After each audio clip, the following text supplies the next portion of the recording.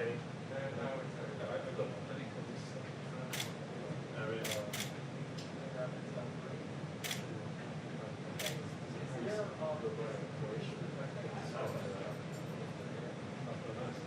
Yeah, I could click.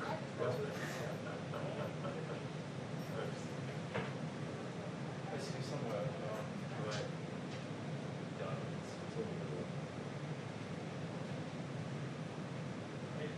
You don't want to risk it. No.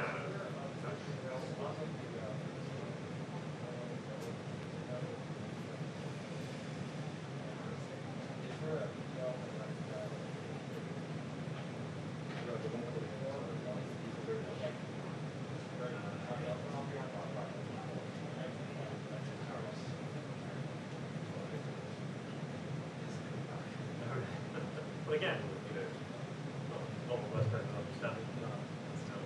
But he's like one of the two editors for us. Oh, right. So he's working for that. Dealing with the time zone. He's working for that. Yeah. So he's like way ahead of us in the morning. He's like all sorts of Right, I did. 7 hours to Yeah. But Right, so something like this. Yeah. brutal. So it's I painful. got to his credit. It's harsh, yeah. It's harsh. I mean, I'll have to probably I'll have to stay on it. So, yeah. Now it's running.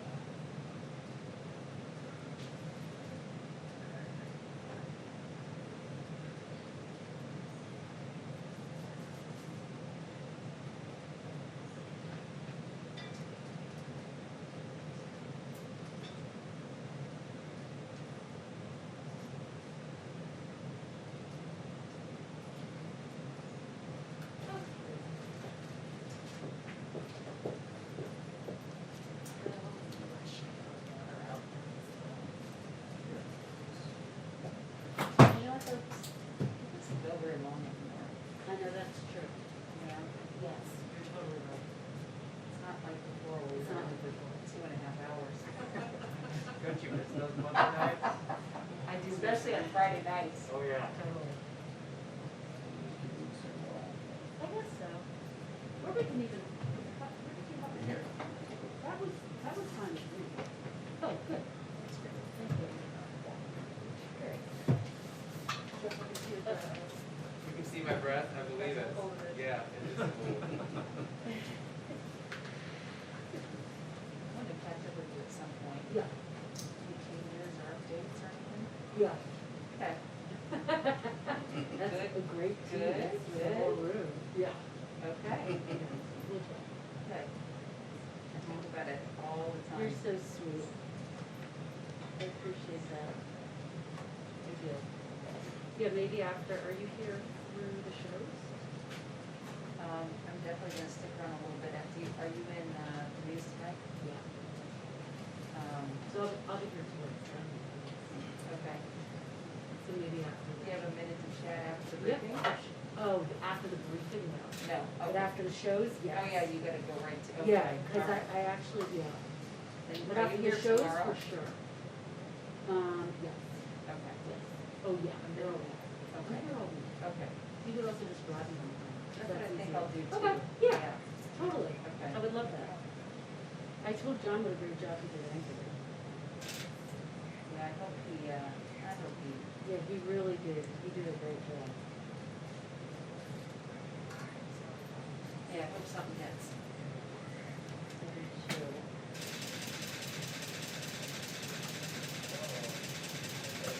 Whoa, whoa. Paparazzi. Okay, wow. Paparazzi.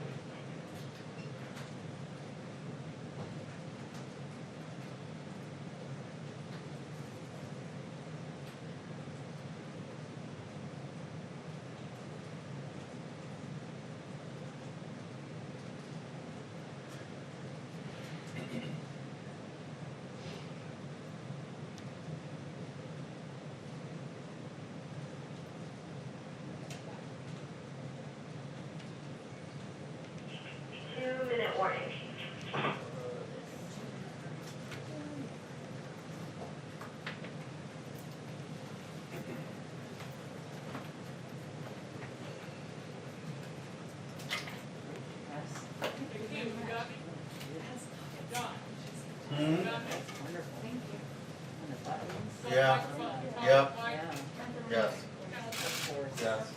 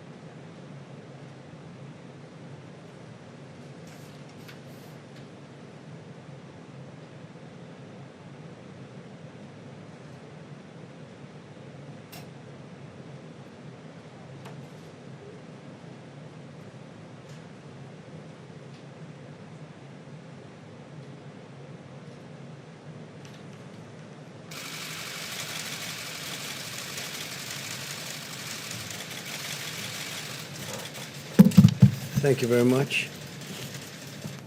I thought I'd start by talking about some mail-in voting that just was revealed, just the news. I 500,000 incorrect absentee ballot applications were sent all across the state of Virginia, including to many dead people. This was an unprecedented mailing flub that's heightened concerns about the integrity of expanding mail-in voting and mail-in voting efforts. It's a disaster. All over Virginia, 500,000 votes. So that's something you have to think about. We don't want to have a rigged election. I know that. And you have to be very careful when you mention, as you constantly do, Russia, or you mention China, or you mention Iran, or others that attack our election system. And when you have this mail-in voting, it's very susceptible. It's something that can be easily attacked by foreign countries and by, frankly, Democrats and by Republicans. And I think that it's something you have to start thinking about very seriously. Our system's not equipped for it. The post office is not equipped for it. And people should vote like they did in World War I and World War II. And your numbers will be, in 90 days or less, your numbers will be very good, I think, much better on the coronavirus or the China virus. But it's something you have to look at and say, this is just crazy. This just came out, 500,000 incorrect ballot applications sent all over the state of Virginia to many people that weren't living. They had some sent to pets, dogs. This is what we're going to get into, and it's going to be a disaster. And it's going to be thought of very poorly. It's going to hurt our country. After our news conference Saturday night and the pro-growth announcement, we're pro-jobs, pro-health safety, executive orders, the stock market went up 358 points today. So we issued those executive orders, and the stock market went up 358 points today. It's quite a reaction. The Dow Jones and the S&P 500 are now up 50% since March. 50%. Think if you had money in there, if you put your money in March, you're 50%. The NASDAQ index continues to set new records. It's been up over 14 times, new record in NASDAQ. And the S&P 500 and the Dow Jones are going to be, I mean, the way they're going, it looks like they're just about going to be topping records hopefully soon. Excuse me? What's going on, Mr. President? What's happening?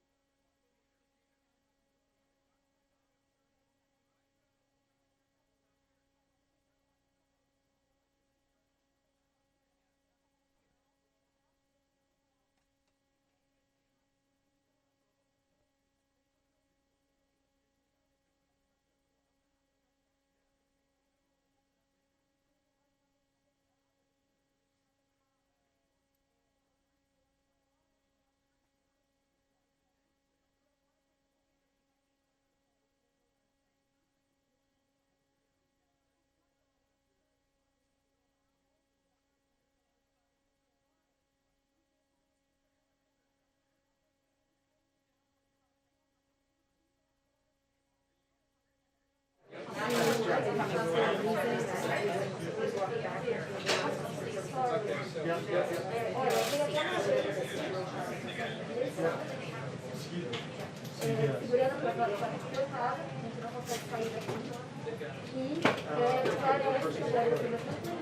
thank you.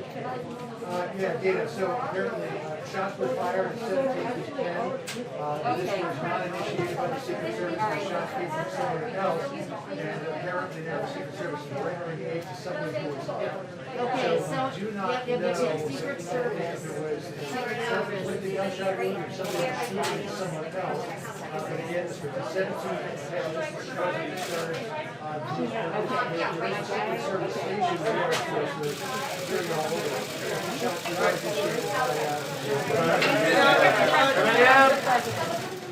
President Washington, want to stay with me? Okay, all right.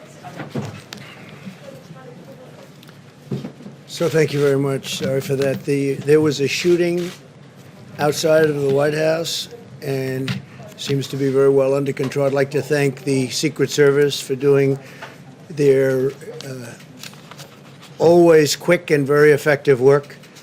But there was an actual shooting, and somebody's been taken to the hospital. I don't know the condition of the person. It seems that the person was shot by Secret Service. So we'll see what happens. And yeah, did you have something? Details about the shooting, were they targeted? No, there are no details. We just found out just now. It was outside of the White House, this area right over here. And they'll have details for you in a little while. Somebody is taken to the hospital. It seems that the shooting was done by law enforcement at that person, at the suspect. It was the suspect who was shot. And this just took place. A couple of people outside. I noticed a man named John Roberts, who you know very well.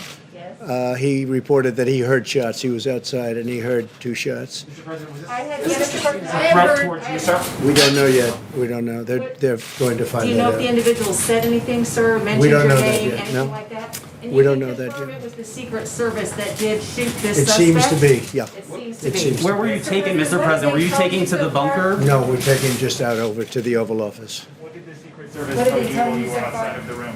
Just told me when he came up, you pretty much saw it like I did. He said, "Sir, could you please come with me?"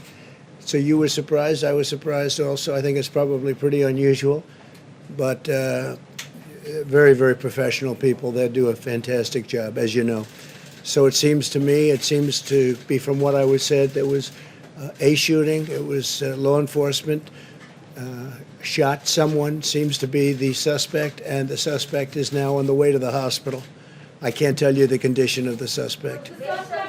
There was nobody else injured. There was no other law enforcement injured. And I just want to, we'll get on to the press conference, but I do want to thank Secret Service. They are fantastic. The job they do, from what I understand, the answer is yes. He was armed, Mr. President? That's what I understand. I don't know. You'll have to ask them. With what type of weapon? I don't know that, Was no. it a male or a female I suspect? don't know. You'll have to get, they'll have a detailed, maybe a briefing for you outside later. Did they say anything against you personally, Mr. I don't know. President? I didn't ask that question. Was he It might not have had anything to do with me. It might have been something else, but it was on the outside of the premises. The wall, as you know, the fencing, especially the new fencing that they put up, is very powerful. But it was on the outside of the White House. Okay, and they'll have a full report. Secret Service in a little while will have a full report. Are you rattled by this at all, Mr. President? I don't know. Do I seem rattled? It's unfortunate that this is a world, but the world's always been a dangerous place.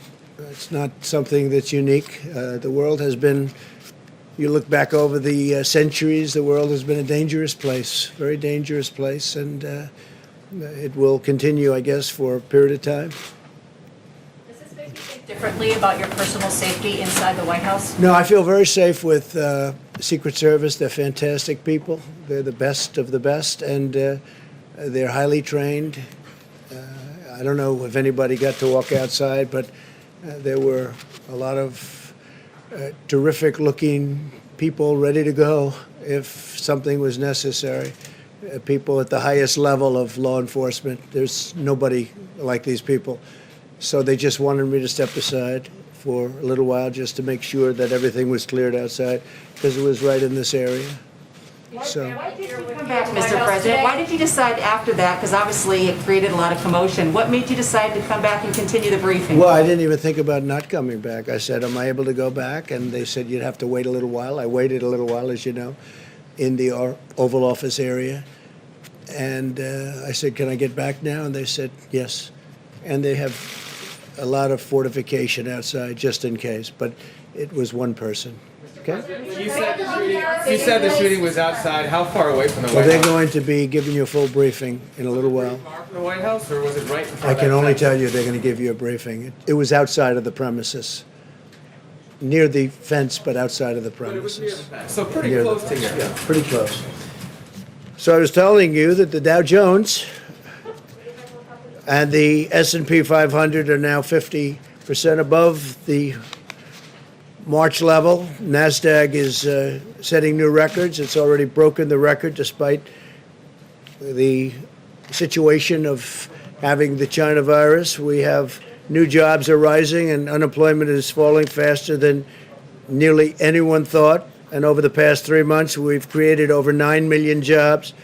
And that's a record, a 3-month record. If you add it up, it's a 3-month record by far. And we've beaten expectations by 12 million. We're 12 million above expectations, which is pretty remarkable. Today we had great reports on new job openings, and there's clearly a housing boom, which has been incredible numbers in both housing and an automobile boom. We've rarely seen anything like it, and it's going on right now in America.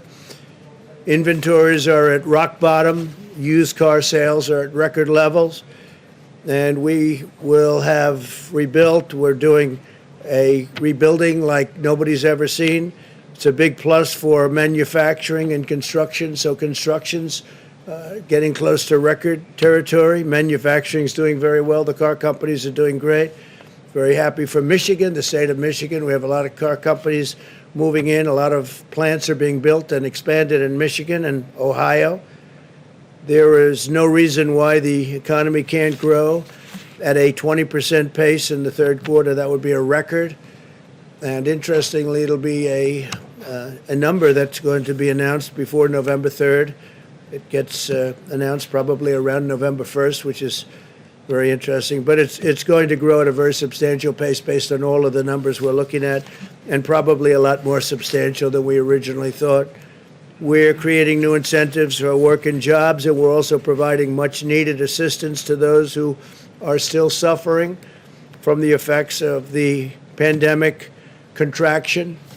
And the contraction is now, well, we have the pandemic. We have a lot of great things happening in terms of the vaccines and therapeutics, as you know. And I think we'll be making tremendous progress over the next period of a few months, and certainly before the end of the year. I think we'll have a vaccine before the end of the year, very substantially, and we may have a therapeutic resolvement very quickly, very, very quickly. And frankly, that's the one I'd rather have faster, because you'd go in, you'd give a transfusion or a shot to people that are very ill, and they'd be able to come out of the hospital the next day or a few days later.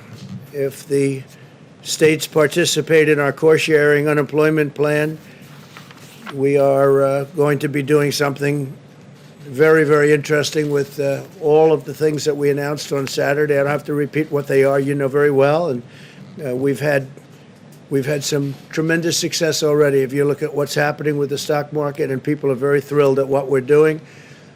We'd like to get the Democrats to focus on other than what they're focusing on, which is a bailout of poorly running states. We have many great running states, states that are setting records, and let's see what happens with respect to that. But we're looking at also considering a capital gains tax cut, which would create a lot more jobs. So we're looking very seriously at a capital gains tax cut, and also at an income tax cut for middle income families. We're looking at expanding the tax cuts that we've already done, but specifically for middle income families. And you'll be hearing about that in the upcoming few weeks, and I think it'll be very exciting. So A capital gains tax is going to be a lot of people put to work, and it would be a cut in the capital gains tax and also a cut in the middle income tax. So I now want to just discuss a little quick brief, and then we'll take a few more questions. But we took some, who would have known we were going to take questions before we started, right? Is that right, Jennifer? But that's the way it happens sometimes. We want to discuss, if we might, the China virus, and the world continues its fight against this horrible plague. Countries in every continent are seeing increases in cases. We have a rapid increase only in cases where it's very interesting because we're so far ahead of testing, we have more cases. If we had much smaller testing, we'd have fewer, but we feel that having testing is a very important thing. It's a great record to have in many ways. We've tested, I guess, close to 65 million people right now, and nobody's even close to that number. No other country is close. India would be second at 11 million, and they have 1.5 billion people. So we have the number one testing anywhere in the world by far, and we also have, I think, the highest quality tests. We have a lot of different ones, but we have the highest quality, including the short-term and the lab tests. The lab tests take a little bit longer. And Dr. Birx was telling me a little while ago that we're down to 2 days and 2.5 days on getting your result on the lab test. The other ones, you get them in 5 minutes to 15 minutes, so that's exciting. But countries in every continent are seeing increases in cases. In recent days, cases have rapidly increased in Japan and Australia, unfortunately, and they're now experiencing higher peaks than they did in March.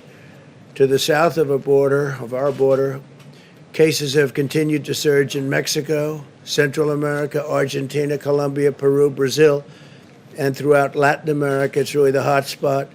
It's posing a major challenge for this continent.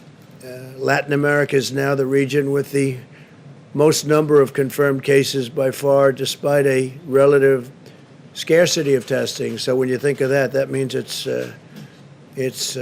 pretty much on fire.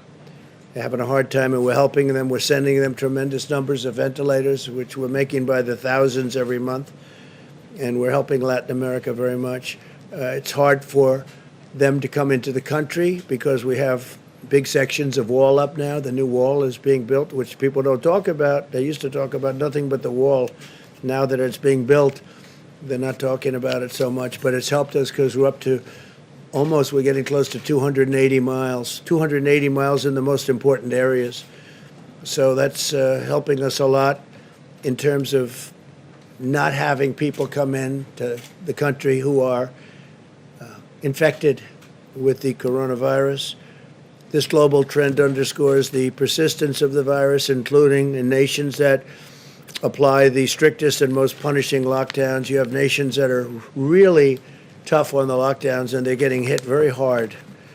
That's why my administration is pursuing a science-based approach that protects the most vulnerable, preserves hospital capacity, and focuses on the delivery and development of treatments and ultimately the vaccine.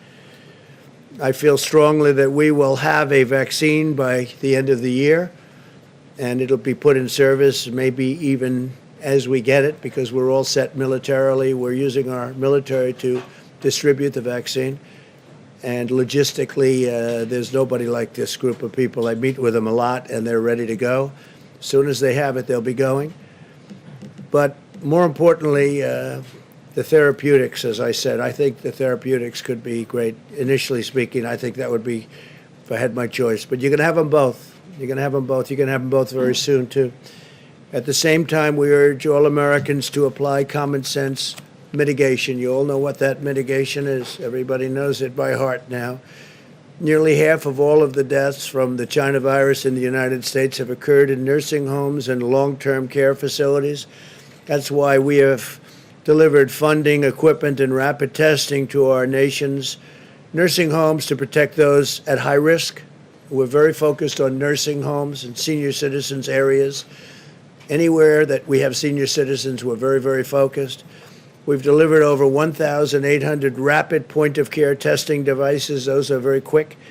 and shipped over 700,000 tests to nursing homes. The nursing homes are being protected like never before. The United States faces a unique range of challenges that requires our constant vigilance. America has the largest at-risk population of any developed country by far, 1.5 million residents of nursing homes, about 5 times that of the United Kingdom and other European countries. Our country also has a higher prevalence of underlying conditions that this virus targets, yet we have fewer deaths per capita than the United Kingdom and most other peer nations in Western Europe. So that's an important, we have fewer deaths per capita than the United Kingdom and most other nations in Western Europe, and heading for even stronger numbers. But one person is too much as far as I'm concerned. Should have never been allowed to happen. Should have never been allowed to escape China. Nationwide, we continue to see encouraging signs. In the last 7 days, nationwide cases declined by 14%. Hospitalizations decreased by 7%. Fatalities decreased by 9%. Arizona and Florida are improving rapidly with fewer patients coming to emergency rooms by far, as well as decreasing cases, decreasing fatalities, unexpected and expanded hospital capacities. So we have an expanded hospital capacity. It's pretty dramatic when you look at it, meaning we have more room should we need it. So a lot of tremendous work has been done. In Texas, likewise, the number of patients going to emergency rooms has dropped from July by more than 2/3. That's a lot. Nevertheless, we continue to monitor Texas very closely. Terrific governor, terrific people working on that whole situation in Texas, especially at its test positivity rate, which rose over 20% this weekend. Overall, cases in Texas are coming down and have stabilized in the border counties. That's again where you have the wall and you're next to, in some cases, the wall. In some cases, you'll have it very shortly. You'll have it all built within a number of months. But those areas were hit very hard, and there are likely cases from Mexico that come in, back and forth from the border. They come in legally. As doctors have found more effective ways to treat patients, the fatality rate continues to improve. Texas has 1/6 the fatality rate of New York and New Jersey that they had in April. And if you look at New York and New Jersey, they work very, very hard, but very heavy density, and there are a lot of different kinds of difficulty. The fatality rates in Florida and Arizona are between 25 and 33% of the peak rates of New York and New Jersey. Again, different climate, a different grouping, different density, tremendously different density. In California, the situation is starting to stabilize and improve throughout the major metropolitan areas. Statewide, hospitalizations continue to decline very substantially, with about 20% fewer inpatients now than on July 21st. California is starting to really show signs of correcting. We're monitoring regions with increasing cases, including Boston, Chicago, and the Midwest, and we're monitoring them very, very strongly and very, very hard. I do want to say that I think at the end of a fairly short period of time, you're going to be in very, very good shape all over our country. Every loss of life is tragic, and all nations must work together to defeat this horrible virus. My administration is going to continue to save as many lives as possible. We are working round the clock, everybody. I mean, it's incredible how hard they're working. And people from other countries, we're working with them also, and they're working very hard. This is something that's now attacked 188 different countries. There are a wide range of factors that determine how the virus impacts a nation, such as age, underlying conditions. Underlying conditions is a very big one. If you're sick in any way, if especially they say heart and diabetes, that's not a good thing to have. If you're going to have this, if you're going to catch it, so we're trying to protect especially those people that have problems with their heart or diabetes and levels of pre-existing immunity resulting from past exposure to other viruses, which happens. We must stop politicizing the virus and instead be united in our condemnation of how this virus came to America, how this virus came to the world, and we're going to figure it out, and we're going to find out, and we're very angry about it. On the therapeutics and vaccine updates, 3 vaccine candidates are currently in phase 3 clinical trials, something that would have been impossible under the previous administration or any other administration. And several others are showing considerable promise. We have great companies, very well-known companies. I think everyone in this room would know these companies, but they're the biggest and the best in the world. And we're working with other foreign companies and countries that have been really working very closely with us. We're trading. We're not looking to do anything but come up with the answer, and we really don't. We don't care. We want to come up with the answer. If it's one of ours or one of theirs, it's okay. We have to come up with the answer, and we're very close to getting it. Some people think we have it. We may have it. We have the best scientists in the world racing to develop a safe vaccine that will end this pandemic, save millions of lives, and that's millions of lives all over the world, and end the harm inflicted by this virus to our society and to all other nations. Last week, the NIH began a clinical trial of remdesivir paired with another approved antiviral drug and anti-inflammatory drug. You know that remdesivir has been very successful, and now they're experimenting with others, including antivirals and anti-inflammatories, and they're having some very interesting success. We've secured enough remdesivir to treat over 650,000 patients. On Saturday, I took executive action in its signing to save American jobs and support American workers. I signed directives to give a payroll tax holiday with the understanding that after the election, on the assumption that it would be victorious for an administration that's done a great job, we will be ending that tax, we'll be terminating that tax. On the other hand, the other group wants to raise taxes, and they may want to leave it where you pay it. But the payroll tax is a big deal for people. It's a tremendous saving for people, and we're going to be doing it, and we intend to terminate it at the end of the appropriate period of time. It's for those making less than $100,000 to the end of 2020 to provide an extra $400 per week, also in unemployment benefits, and to extend the freeze on home evictions. We want to extend the freeze so people aren't evicted. It's not their fault that the virus came from China. It's China's fault. And to suspend payments on student loans through the end of the year and then beyond. And again, you know, they're paying interest on loans, and they're not allowed to go to their college. So we're going to suspend payments on student loans through the end of the year, and then another extension most likely, because it's not fair to the students to have to pay when the colleges aren't doing the job of getting open. And I think probably many of them could be open. So I want to thank you all. I'm sorry for the disturbance before. Things happen, and if you'd like, we'll take a few questions. Yeah. Thank you, Mr. President. I appreciate it. Haley said earlier today that you've been working around the clock, so there's no delay to get these enhancement unemployment payments to Americans. Yeah. Can you give me your timetable? Are we talking next week, 2 weeks, a month? Steve, what do you Within the next week or two, we think the states will be able to execute. So, Mr. Secretary, you're saying when? I think within the next week or two, most of the states will be able to execute. Got it. And By the most way, of the the states. gentleman, you know everybody, you know Russell, you know, but this is Scott Atlas, do you know that, right? Scott is a very famous man who's also very highly respected, Stanford, and he's working with us and will be working with us on the coronavirus. And he has many great ideas, and he thinks what we've done is really good, and now we'll take it to a new level.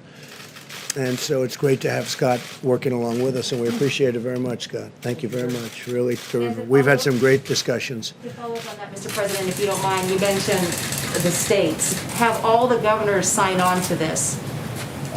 We just had a meeting with the governors, and they were very anxious to get money for the people in their states. And if they, depending on the state, we have the right to do what we want to do. We can terminate the 25%, or we don't have to do that. So we'll see what it is. Depends on the individual state. But a lot of money will be going to a lot of people very quickly. And I've instructed the Secretary of the Treasury to move as quickly as he can, right? So we'll get it done. Yeah, please. I have a question about coronavirus. I wanted to just ask you to be clear on the incident outside. There's a fairly significant perimeter around the White House. Does it concern you at all that someone who was armed was able to get so close that you needed to be removed from the briefing room? Well, I don't know if he was close or not, he or she. I don't know if it was a he or she. But I have such confidence in these people. They're so good. And I don't think the person breached anything. It was on the outside ground. So I don't believe anything was breached. I asked that question. So they were relatively far away. On coronavirus, 97,000 children tested positive for coronavirus in the last 2 weeks in July, according to the American Academy of Pediatrics. Does that give you any pause about schools reopening for in-person learning? Because they may have, as you would call it, a case. It may be a case, but it's also a case where there's a tiny fraction of death, tiny fraction, and they get better very quickly. Yeah, they may have it for a short period of time, but as you know, the seriousness of it in terms of what it leads to is extraordinarily small, very, very much less than 1%. So do you still Jonathan, believe that children are essentially immune? Yeah, I think that for the most part they do very well. I mean, they don't get very sick. They don't catch it easily. They don't get very sick. And according to the people that I've spoken to, they don't transport it or transfer it to other people, or certainly not very easily. So, yeah, I think schools have to open. We want to get our economy going. We have incredible numbers despite this. If we could get this going, I think it's a very important thing for the economy to get the schools going. Jonathan, go ahead. Thank you, Mr. President. In Ohio a few days ago, you said, quote, Joe Biden has hurt God. He's against God. The Vice President has said that he's a man of deep Catholic faith, and he's credited for helping him endure some immense personal tragedy. So what did you mean by that when you say that Joe Biden has hurt God or is against God? Well, if you look at the manifesto that they've come up with, and if you look at their stance on religion and things having to do very importantly with aspects of religion and faith, I don't think a man of deep religion would be agreeing to the Bernie Sanders plan. You take a look at what they have in, and you can't put that into the realm of a religious group of people, I will say that. And I think it's one of the reasons why, if you look at polls, which I'm not a big believer in polls, I wouldn't, if I was, I guess I wouldn't be standing here right now. And by the way, our poll numbers are going up very rapidly, as you know, and Joe's are going down very rapidly. He'll have to come out of the basement, it looks like, pretty soon, because that, it's one of those things. But no, if you look at the manifesto, I call it the manifesto, a lot of people are calling it the manifesto. My opinion, it's further left than where Bernie was before. So normally he'd be left and you'd bring it somewhere a little bit toward the center. But some of the things that they have down there, and I'm not only talking in terms of religion, I'm not talking even in terms of religion, but some of the things they have in the agreement made, and this was an agreement made by Bernie Sanders and Joe, it's a terrible thing. It would be a terrible thing for our country. It will destroy our country. We will go into a depression. We will put on regulation. We will double and triple taxes. It will be terrible for health care, just terrible. You'll have 180 million people lose their health care. It will be a terrible, terrible thing for our country. Okay, yeah, please, Jeff. Thank you, sir. I'd like to ask you a question about something you said in Bedminster as well. You said that you're planning to issue an executive order to ensure that health insurance companies prevent or cover people with pre-existing conditions, and you said that had never been done before, but that's not the case because that is the law under the Affordable Care Act. So my question is, why do you need to issue an executive order for law that is already existing? But I didn't say. I said as an executive order. As you said as an executive order. It hasn't been done before. We want to we want to be able to assure people that pre-existing condition is always taken care of. As you know, we've done tremendous things having to do with the individual mandate. We got rid of the individual mandate from Obamacare, which really ended Obamacare as it would be officially known, because the individual mandate was the biggest part. It was also the most unpopular part, where you pay for a terrible privilege of overpaying for insurance. You pay not to have to pay for your health care. And that was a disaster for people and a very unpopular. That was called the individual mandate, and we terminated that and officially terminated that. And that was something that we have been given thanks for by many, many people. But the individual mandate will always be with us. The individual mandate termination will always be, they can't start it up. In fact, I don't even believe, you'll have to tell me, I don't believe it's been challenged when we ended it. And pre-existing conditions, the Republicans are 100% there. And I'll be issuing at some point in the not-too-distant future a very strong statement on that, probably in the form of an executive order. Why do you need her to do an executive order if it's already a part of existing Just a double law? safety net, and just to let people know that the Republicans are totally, strongly in favor of pre-existing condition, taking care of people with pre-existing conditions. It's a signal to people. It's a second platform. We have pre-existing conditions will be taken care of 100% by Republicans and the Republican Party. I actually think it's a very important statement. Yes, please. Mr. President, do you still intend to try to hold an in-person G7 meeting in the United States at some point in August and September? And have you already sent out invitations to do so? No, we haven't sent out invitations. We're talking to them. As you know, I was on the phone with many of them yesterday with respect to Lebanon, which is truly one of the saddest, most catastrophic things I've ever seen. And they have no idea how many people have died. They're having revolution right now in that country. It's just a terrible thing. But I was yesterday, 8 o'clock in the morning. We had our time. We had a big teleconference call. Some of those people were there. I'm much more inclined to do it sometime after the election. We were going to do it in September. They'd like to do it. We could do it through teleconference, or we could do it through a meeting. But I sort of am now suggesting, I told my people yesterday actually, why don't we do it sometime after the election, when things are a little bit, you have a little more time to think about it, because it's very important. The G7 is very important. To that meeting? I don't know, but we have invited a number of people to the meeting. I certainly would invite him to the meeting. I think he's an important factor. But we will invite certain people that aren't in the G7. Some people have already accepted, but we're going to be doing it after the election. I think it's a better atmosphere to have a G7. I think it's a lot, I think it's just a better, calmer atmosphere to have a G7. Yeah, please.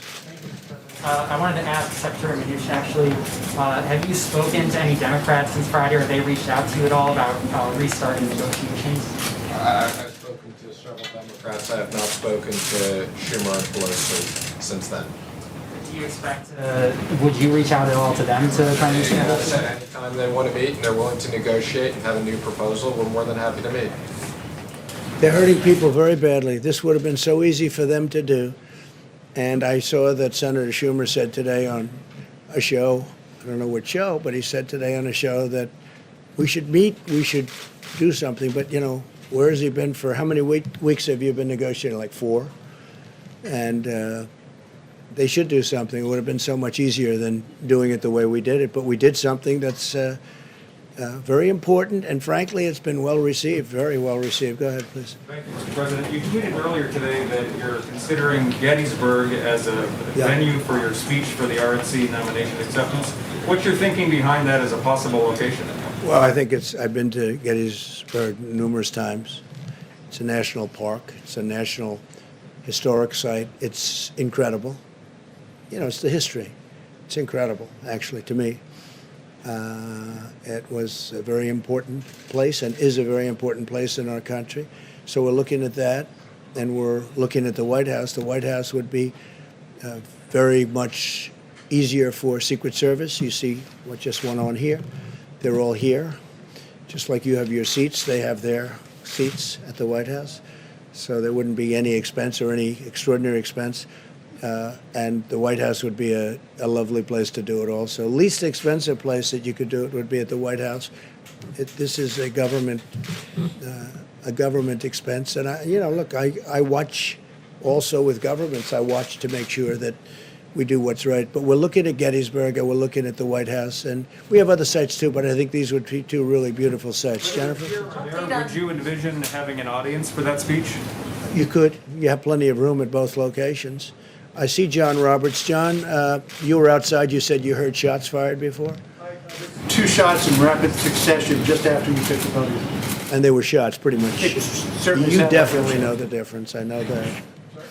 You know the difference. You thought they were shots, John? Definitely sounded like gunfire. I saw your report inside when I went inside.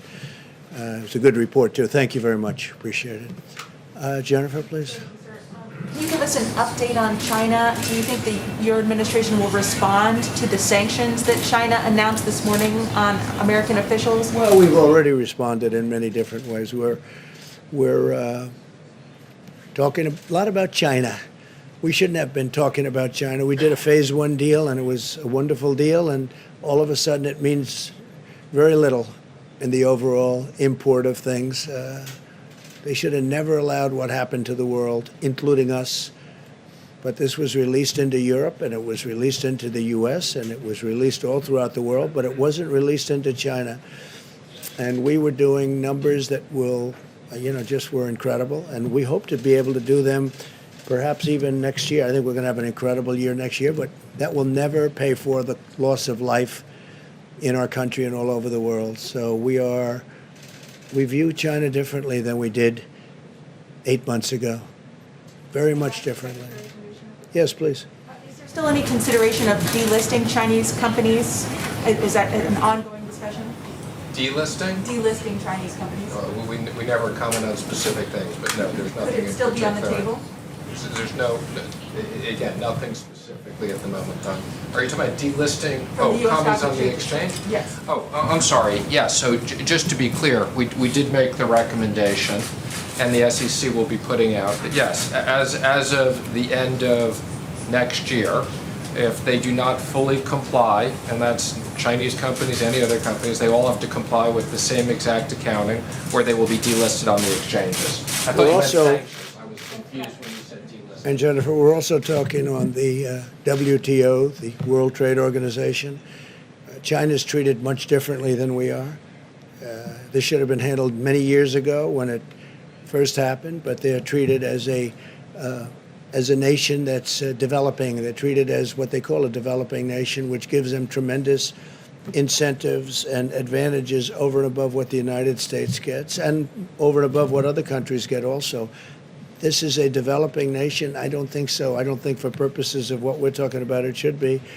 And we are putting in, and we've already put in a request that China should no longer be declared a developing nation and have advantages over the U.S. And I told them that a year ago, and I told them that 2 years ago, and we put it in very powerfully, that they should not have advantages over other countries, frankly, and sure, they're not going to have any more advantages over. This should have been done by numerous presidents a long time ago because it gives them a tremendous boost over everybody else, and it's a very unfair situation.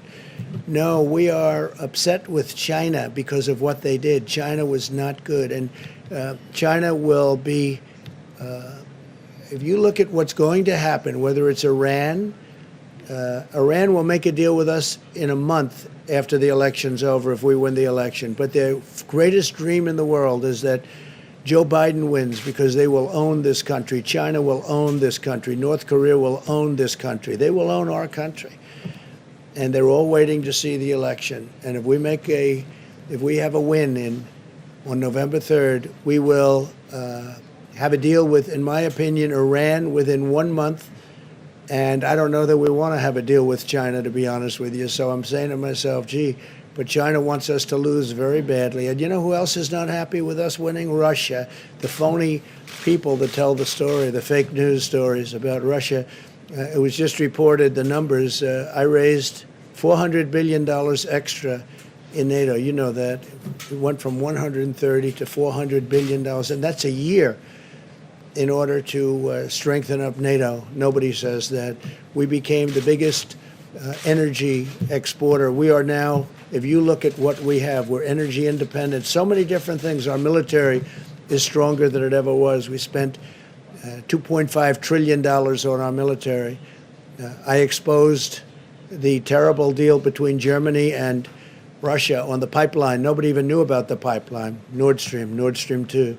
Nobody knew about it. Nobody talked about it. I said, what's this all about? So we protect Germany from Russia, and Germany pays Russia billions of dollars a year for energy, and it's a big portion of Germany's energy. If I was a person that was a German citizen, I would not be happy with that deal because they're at a very big disadvantage. So, no, Russia would not be happy. And I can tell you that China would not be happy at all. We've taken in tens of billions of dollars. There's your head of the Treasury, Steve, right? We've taken in tens of billions of dollars from China. We never took 10 cents from China, never, not even 10 cents. And $28 billion we gave to our farmers because they were targeted by China. They were actually targeted. And we gave $28 billion compliments of China to our great farmers and ranchers because they were unfairly targeted by China in order to make a better deal with us. I said, we're not going to do that. We're going to, instead of making a better deal, we're going to tariff you at very high numbers, 25%, 10%, and actually numbers that could go up a lot. And we had a lot of money left over. After giving the $28 billion to the farmers and ranchers and some others, frankly, we had many, many billions of dollars left over, and we're still receiving that money. Even though we made the deal, we're still receiving that money. So if we win the election, we'll have deals with a lot of countries very fast. They're just waiting to see who wins because they are hoping that Joe Biden wins, Sleepy Joe. And if he wins, you know what's going to happen? China will own us. Our markets will crash. The 401ks will go down to practically nothing. Stocks will go down to practically nothing. Remember, stocks, these big companies, they're owned by millions of people that are carpenters and policemen and farmers and lots of other people. And they are the ones that benefit by having a good stock market, probably more than anybody else. But the 401ks, the stocks, the economy will be in a shambles. They want to raise taxes. They want to triple taxes. They want to raise the corporate tax, but they want to raise all taxes. Ultimately, they can't pay for what they want to do anyway. And what they're going to do is destroy your health care and destroy so many other things. We're going to have 180 million people that are so happy with their private health care, they're going to lose it under this crazy plan that these people are proposing. So you will have a crash like you've never seen before. And I've been very good at predicting these things. Yeah, please, go ahead. Thank you, Mr. President. You just mentioned President Putin and the possibility of inviting him here because he's important. Your own Director of National Intelligence has said that Russia is currently planning or actually meddling in the election. Have you raised that directly with Putin ever? They said China, Russia, Iran, and probably others. But because of the fake news, they seem to think Russia plays the best. So what they do, it's all right. Well, I'm just saying the way the politicians look. The other day, they said the three countries. They said China and Russia and Iran. And some reporter got up and said, Russia is meddling. I said, well, didn't it mention China and Iran? Why didn't you mention them too? So I don't know. You know what I'm telling you? I'll tell you who's meddling in our elections. The Democrats are meddling by wanting and insisting on sending mail-in ballots where there's corruption all over the place. If you check what happened in New York, a small, relatively small race with Carolyn Maloney, and they called her the winner the other day because I was mentioning it at conferences and getting a lot of action on that statement. So they called her, they declared her the winner, and they have no idea who won. And the person, her opponent, is very angry. But they had mail-in voting, and they had hundreds and I think even thousands of ballots that are missing, that were fraudulent. Take a look at the Carolyn Maloney race. Take a look at Paterson, New Jersey. Take a look now at this one in Virginia, where they mailed out 500,000 applications, and they go into people that aren't supposed to be getting an application. Yeah, please go ahead. Thank you, sir. Secretary Pompeo is heading to Europe again Right. this week. Do you have any updates on when the travel restrictions with the EU are going to be lifted? It seems strange we're offering exemptions for professional athletes, but not the K-1 visa holders, the so-called. Well, we try and do the best we can. You have big sporting events, and that's good for our economy, that's good for us, and they do talk about certain exemptions, and they make sure everyone's perfectly tested and everyone comes in at 100%. But, you know, we do make certain accommodations because you do have star athletes, and that means a good thing for the country. That's economic development, etc. But we are working very closely with Europe and with other countries to see what's the best timing. Don't forget, I was the one that turned Europe off because they really they led the way. They led it much more so than we did. We were months following them. And in terms of they got hit earlier than we did, quite a bit earlier than we did. So I put the restrictions on Europe. I put the restrictions on China, which was a great thing to do. In retrospect, we're getting, I mean, that was a very important day. Dr. Fauci said that was one of the most important days. And a lot of people didn't want me to do it, but we first put a ban on anybody from China coming in, and then we put a ban on Europe coming in. But we're working very closely with Europe to see when that will all come off. Yeah, please. If 160,000 people had died on President Obama's watch, do you think you would have called for his resignation? No, I wouldn't have done that. I think it's been amazing what we've been able to do. If we didn't close up our country, we would have had 1.5 or 2 million people already dead. We've called it right. Now we don't have to close it. We understand the disease. Nobody understood it because nobody's ever seen anything like this. The closest thing is in 1917, they say, right? The great pandemic certainly was a terrible thing where they lost anywhere from 50 to 100 million people. Probably ended the Second World War. All the soldiers were sick. That was a terrible situation, and this is highly contagious. This one is highly, highly contagious. Now, if I would have listened to a lot of people, we would have kept it open. And by the way, we keep it open now, all the way. We keep it open. But we would have kept it open, and you could be up to 1.5 million or 2 million people right now. 1.5 to 2 million people. Our people have done a fantastic job. Our consultants and our doctors, you know, and with disagreements and with a lot of things happening. What we've done with ventilators has been amazing. What we've done with medical equipment has been incredible. We've supplied the governors. Nobody, not one person in this country that needed a ventilator didn't get it. And you know, at the beginning, there was a big shortage of ventilators. Nobody had stockpiles or anything comparable to what you had to have. So we would have lost, if you think about it, you had mentioned 160,000 people. Multiply that times 10 right now. I think it would have been unsustainable and unacceptable. But that's what would have happened had we kept it open. So, no, I think we're a very large country. We are one person. I said all the time, a lot of people like to leave that out. One person is too many. It should have never happened. But they've done really an extraordinary job. They'll never be given the credit, and I'm not talking about me. The people that have worked on this so hard will never be given the credit, but they've done an extraordinary job with a very large, diverse country.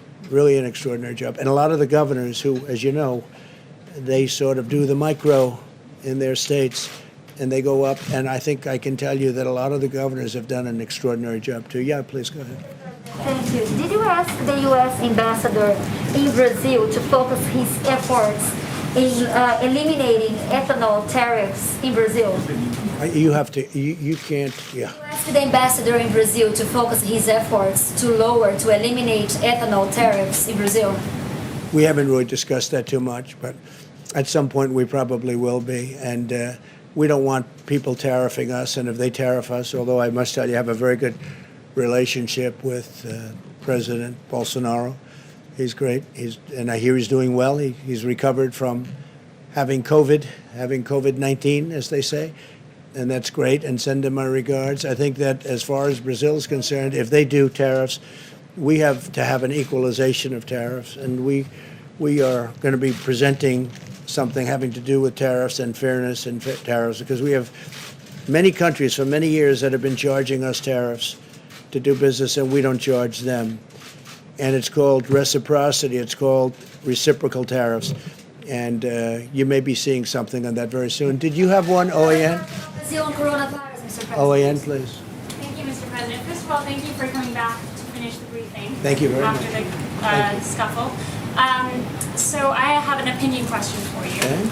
Joe Biden is set to announce his running mate at any time now. We expect him to announce her. Many of your supporters feel that the reason that Obama's former NSA, Susan Rice, is at the top of Biden's list is that she can best cover up a lot of the Obamagate surveillance crimes that had taken place during your campaign. What are your thoughts? What is your opinion? Do you subscribe to that line of thought? How do you feel about it? Well, look, the Obama campaign spied on our campaign, and they've been caught, all right? And now let's see what happens to them. But they have been caught. They've been caught red-handed.